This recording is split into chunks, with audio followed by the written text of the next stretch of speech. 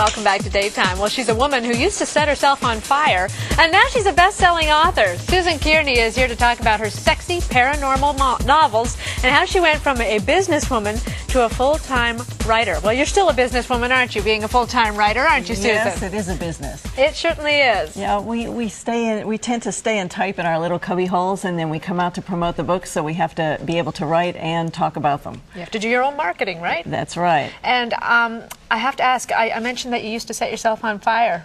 Yes. Explain that for me. I was a diver in college. I was a 3-time All-American for the University of Michigan.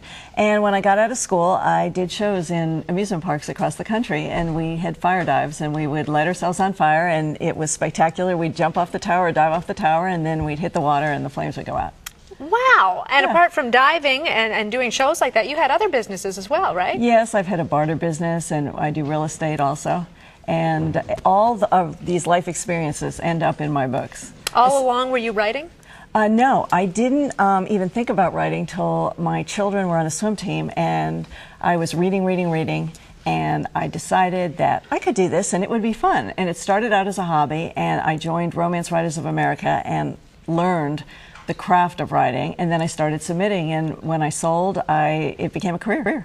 Well, that's what I was going to ask you about. How did you do it? Romance Writers of America.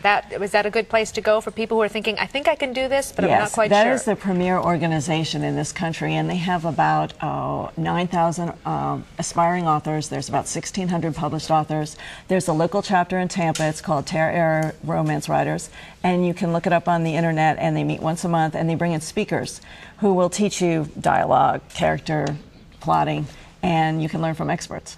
Well, you kept me up late last night with your book, The Quest. Okay. Because it's a mix of paranormal, which I didn't think I'd really get into, and romance. Well, you know... And erotica, I think. You've been talking about what happened 100 years ago on this show. Well, 100 years ago, people are imagining, what if I could fly? Well, now everyone can fly in an airplane. But now, in this day and age, we're thinking of other things that we can do. And you see it in the TV, you see it in the movies, and it has carried over into the books. And the paranormal romance market is growing. It is absolutely huge. We're looking at actually a video trailer for the book. Is that something brand new that people are doing now? Yes, this is by Circle of Seven Productions, and it is to advertise the book on the internet. Now, obviously, we don't have the multi-million dollars that the big movies do, but they do a really good job with the CGI and the actors, and it's to advertise the book, and they play on my website, and a lot of people come there and they look at it, and then they decide that they're going to pick up the book and read it. Cool.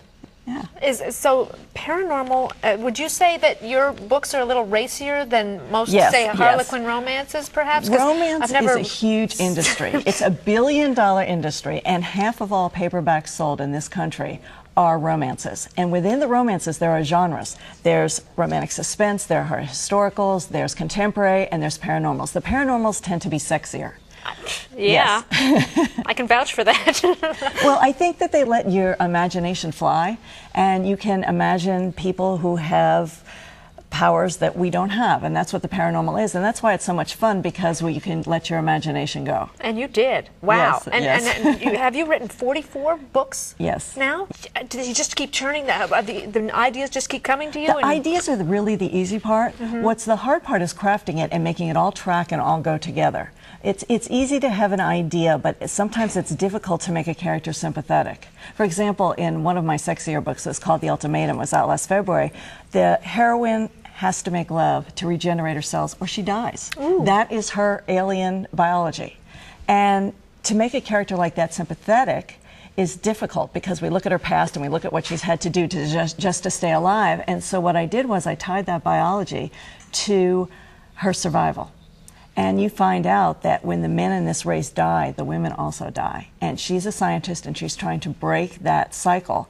And that makes her sympathetic, because we can understand that. Even though it's paranormal, we take all our human foibles and frailties and all the good things with us wherever we go. And that's what makes it interesting.